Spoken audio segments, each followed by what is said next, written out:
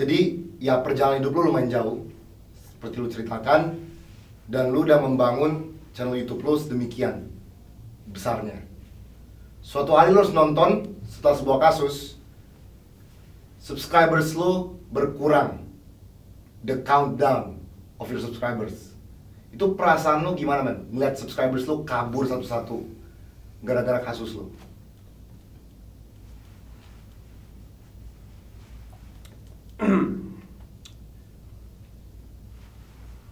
Sebenarnya kalau di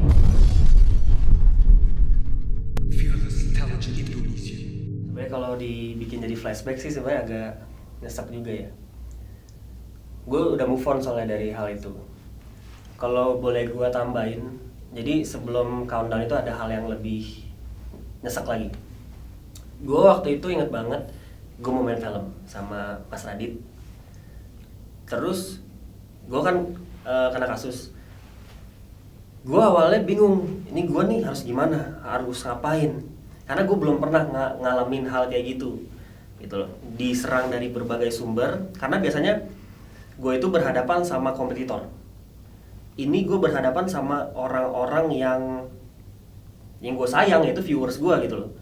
Mereka gue sayang banget, jadi gue bingung gimana cara ngadepinnya.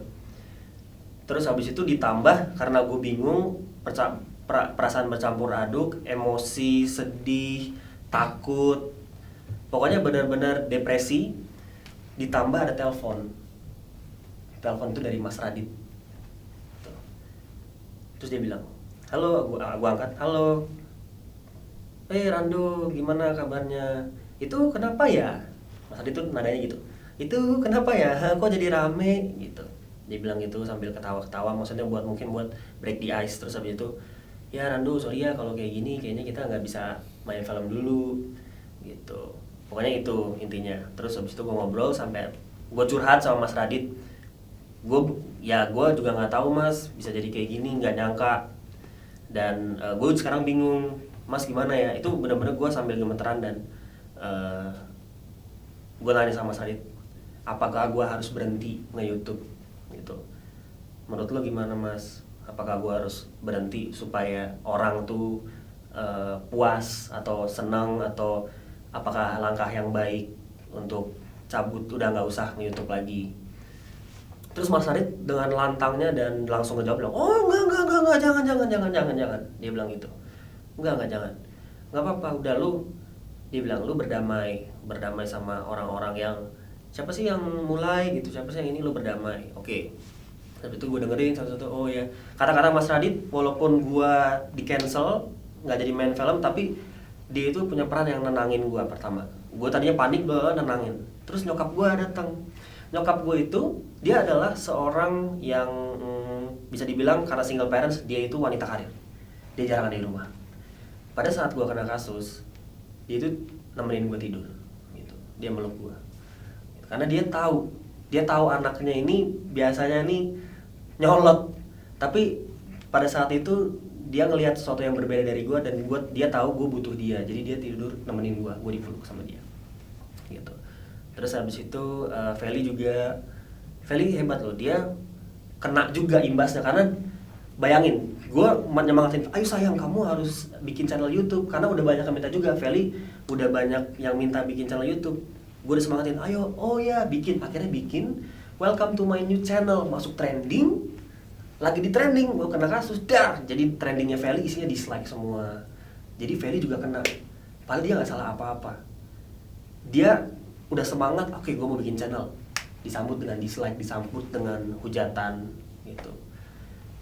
Tapi hebat, gue salut. Gue nggak mau ngomongin diri gue mau ngomongin nyokap gue, teman-teman gue. Feli hebat. Dia, gue nggak tahu ya kalau orang lain ya. Kalau gue mungkin gue akan cabut gitu. Gue nggak mau sama Rando, gue nggak mau ikut terlibat dalam hal ini. Itu, gue mau cabut aja udah. Tapi nggak, dia justru yang nenangin gue. Dia bilang, Mas tenang aja gitu, nggak usah terlalu khawatir gitu. Badai pasti berlalu, intinya gitu. Pokoknya dia ada buat gue, dia lebih ada buat gue, nemenin gue gitu, ngasih semangat. Mending kita nonton, jalan-jalan yuk, aku pesenin makan. Nah, apa-apa. Padahal dia sendiri itu takut. Jadi dia ceritanya setelah udah lama gitu loh.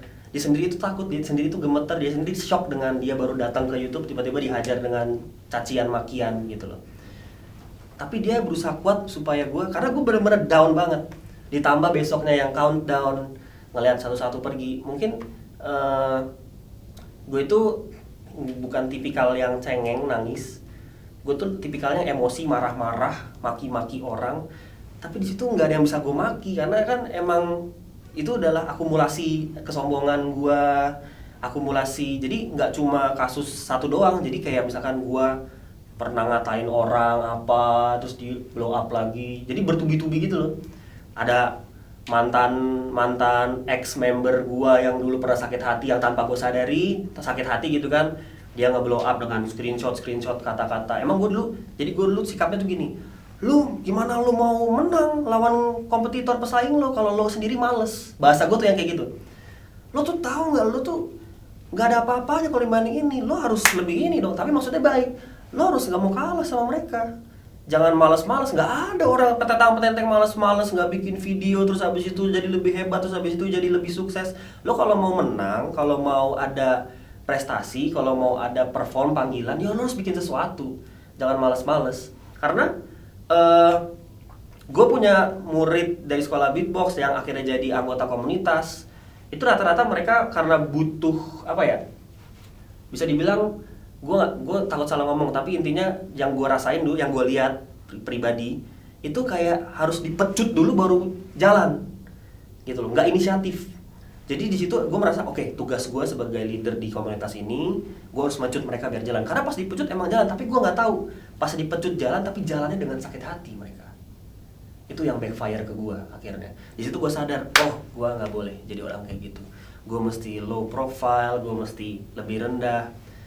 Dan ada satu hal menarik, kejadian itu bersamaan dengan sebuah hari raya Tuhan gitu loh, dimana gue nggak pergi untuk melaksanakan ibadah yang harus wajib. Gue lebih pilih buat mentingin latihan syuting, mentingin kerjaan, mentingin skrip untuk movie sama Mas Radit waktu itu pokoknya intinya hari besar yang dimana gue harus melakukan kewajiban gue untuk beribadah. Gue nggak mentingin itu, gue mentingin duniawi, gue mentingin kerjaan, gue mentingin popularitas, gue mentingin karir, yang akhirnya itu sama Tuhan diambil gitu. Di situ gue tahu bahwa ini campur tangan Tuhan. Lo nggak boleh lebih jadi orang yang udah sombong, terus habis itu angkuh, sok powerful, terus habis itu lo malah mikirin hal yang duniawi. Itu gue akui, dan gue bisa ngomong gitu sekarang karena gue flashback melihat diri gue yang dulu. Gue malu, jujur malu. Yang lo tadi bilang, Kak Jo tadi sempat mention tentang ada postingan di Path. Gue ngaku gue suka posting di Path kayak kata-katanya tuh nggak bagus. Kayak misalkan gue tuh seneng banget dulu menjatuhkan orang lain. Jadi sifat berkompetisi gue tuh adalah kadang suka emang guanya berhasil gitu naik ke Singapura segala macam, tapi akhirnya gue jadi mencemooh kompetitor gue. Walaupun kalaupun gue mau membela diri, dia yang mencemooh gue duluan, tapi tetap itu sikap gue akui salah. Jadi gue sekarang lebih sadar karena emang tangan Tuhan tuh ada. Jadi gue tuh mikirnya gini, emang itu adalah takdir yang harus gue laluin. Karena kalau nggak ada hal itu, gue nggak ditampar, gue nggak dihajar seperti itu, gue nggak akan berubah jadi yang lebih better sekarang. Makanya 90% gue bersyukur sekarang ada hal itu terjadi. Itu yang bikin gue, mungkin kalau orang lain ngalamin hal itu mungkin bisa gila, bisa insane gitu. Karena gue juga gue udah stres, udah depresi, udah hampir ketawa-ketawa sendiri. Pokoknya yang berusaha menghibur sendiri tuh nggak berhasil terus. Untungnya ada teman-teman Beatbox Indonesia, komunitas beatbox gue emang beberapa pada cabut karena takut, yang tadi gue bilang, karena nggak mau ikut campur sama takut kena masalah juga. Akhirnya mereka cabut, tapi ada orang-orang yang stay. Orang-orang stay itu yang sampai sekarang gue cherish banget gitu, dan mereka sangat gue apresiasi banget. Dan campur tangan Tuhan itu tadi. Oke, jadi gue mau lo jujur sama gue. Perasaan lo kehilangan film pertama lo tuh bagaimana? Singkat aja, men. Nggak bisa diungkapin pakai kata-kata. Jadi gimana? Udah seneng banget, apalagi yang gue bilang, gue tuh udah bangga banget. Sifat gue waktu itu kan masih belum berubah, masih sombong, masih angkuh gitu loh. buat gue itu masih sombong, masih anggu. Jadi gue kayak akhirnya gue bahkan ngomong di vlog, guys akhirnya gue main film pertama gitu, yang kayak walaupun itu nadanya bercanda gitu, emang lawakan gue begitu, tapi sebenarnya itu juga ada sedikit sombongnya. Jadi gue kayak malu juga, sekarang gue nge-flashback itu ngeliat itu malu gitu. Jadi emang lebih banyak ke malu dan ke sedih, kecewa. Ya yang ditelepon Mas Radit itu juga pukulan sih. Mas Radit langsung yang nelpon gue, biasanya lewat manajer kan, langsung dia telepon gue langsung, Rando, hey gimana, dengan nada yang berusaha untuk nyeneng, semangatin, walaupun dia tahu ini tuh shit happens banget buat gue. Udah shit happens, dia harus bilang bahwa filmnya di cancel. Jadi dia profesional banget gitu sih. Oke Rando, thank you jawabannya. Sekarang gue mau nanya, oke, udah hampir setahun kasus ini berlalu. Setahun pas. Setahun pas. Oke. Jadi kita semua tahu kasus itu. Gua nggak mau ngomongin soal kasus itu. Gua nggak mau ngomongin kenapa terjadi, bla bla bla bla. Enggak. Gua mau ngomongin dampak kasus itu dan reaksi dan respon lu.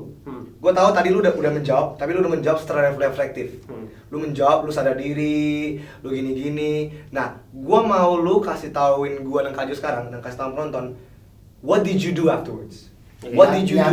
Nyatanya lu ngapain? Intinya beberapa hari gua itu nggak upload video karena gua sama eyang gua juga akhirnya jadi gua menyempatkan diri untuk nemenin dia, kayak nemenin ke rumah sakit, nemenin belanja ke pasar gitu.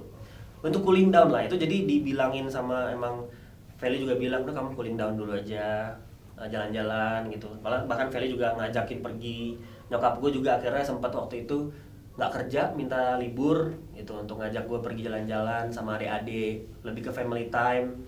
Akhirnya semenjak itu gue lebih deket sama keluarga gitu. Jadi gue sering bikin video sama keluarga, sama adik gue, kita jalan-jalan ke Bogor, ke Puncak. Itu hal yang pertama gue lakuin karena gimana pun juga gue itu kalau nggak ngupload video itu kayak gimana ya, nggak enak aja. Karena gue selalu pengen upload, selalu pengen berkarya. Gue udah siap setelah ini, kalau gue upload something itu pasti dampaknya jelek. Rando, apakah ngupload sama keluarga lo itu pencitraan? Gue bukan pencitraan. Karena waktu itu emang yang terjadi seperti itu. Jadi bahannya emang itu. Karena kan gue daily vlog, sehari-hari, daily. Jadi emang di saat itu, dan sampai hampir seterusnya, sampai bahkan sampai sekarang, gue banyak sama keluarga. Jadi emang yang gue lakuin itu, yang gue nyalain kamera di saat itu, ya itu. Jadi emang daily vlog itu nggak direncanakan, apa yang gue lagi lakuin kamera nyala gitu, nggak pencitraan sama sekali.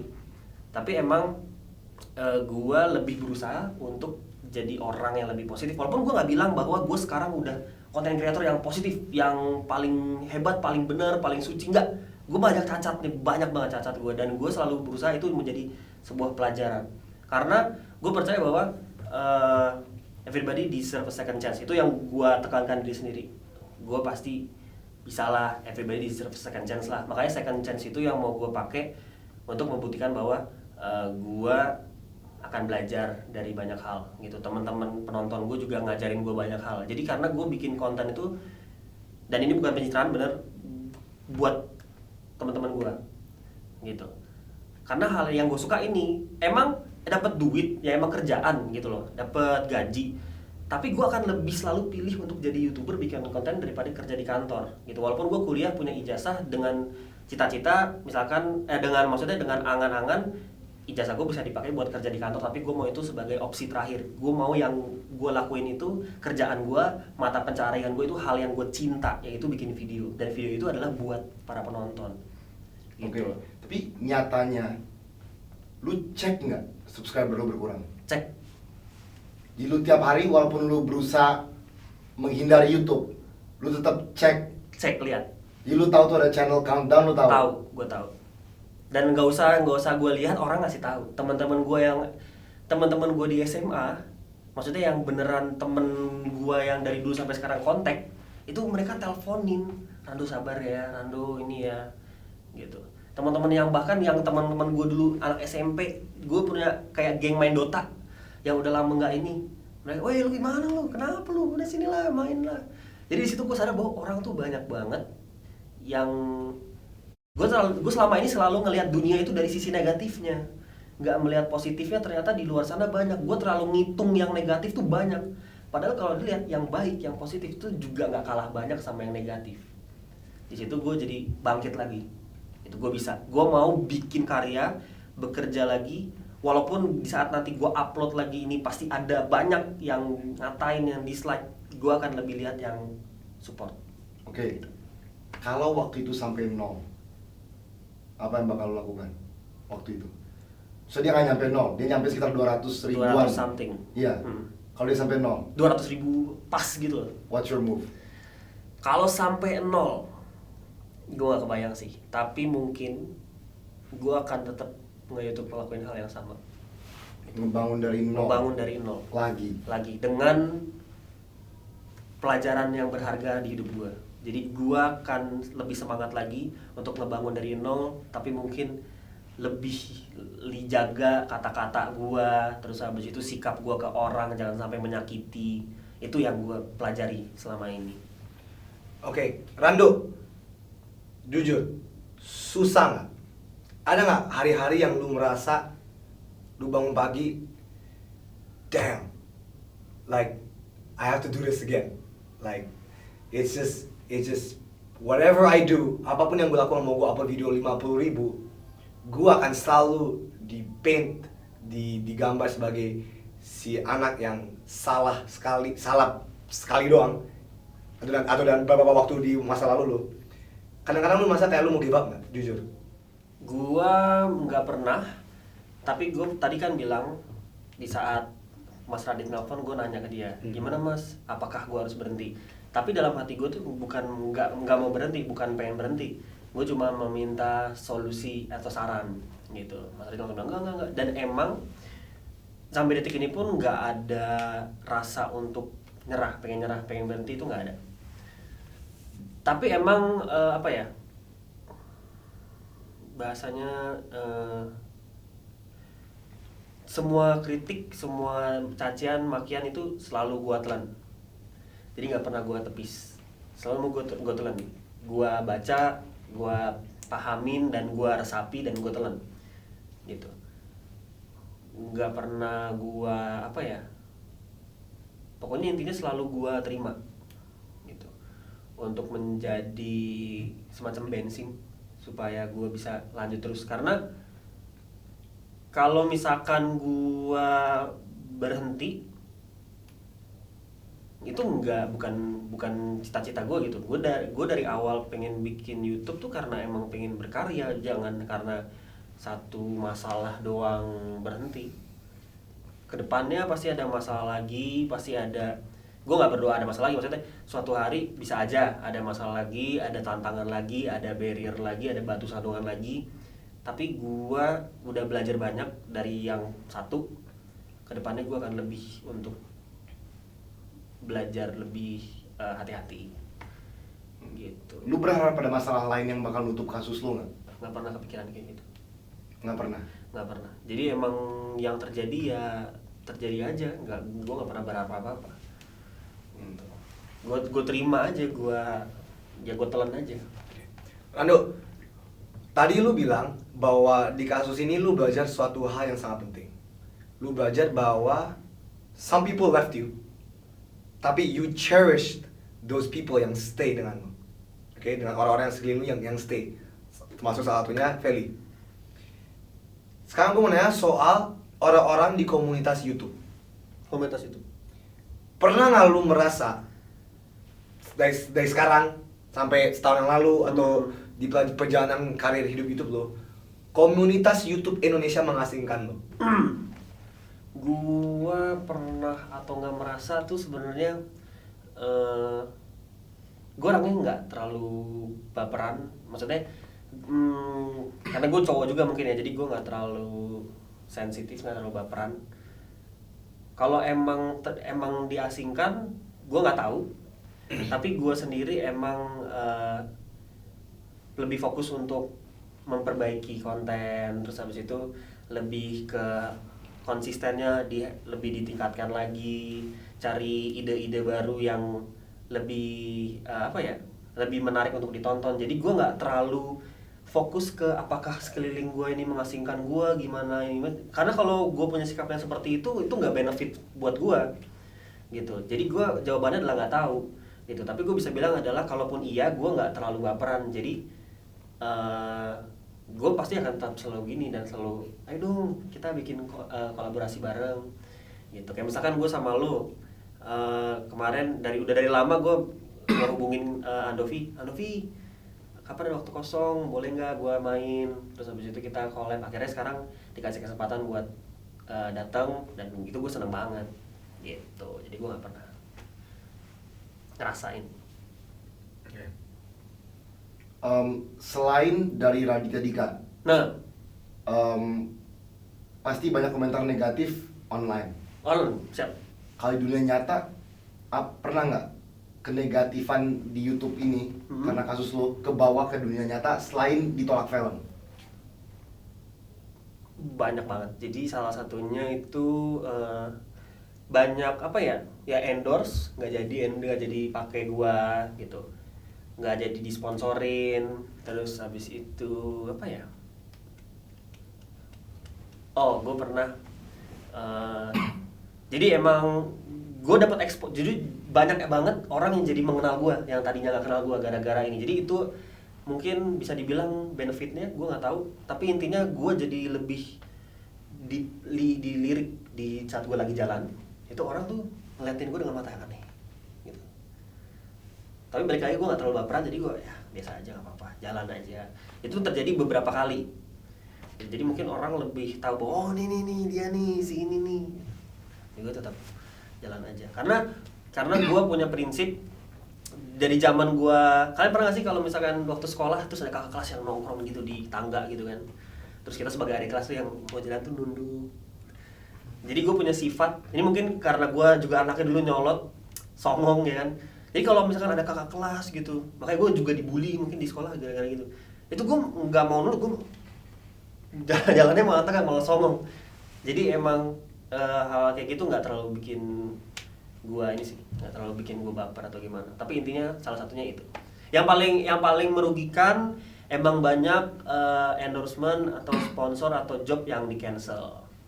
Itu sih, itu kena banget.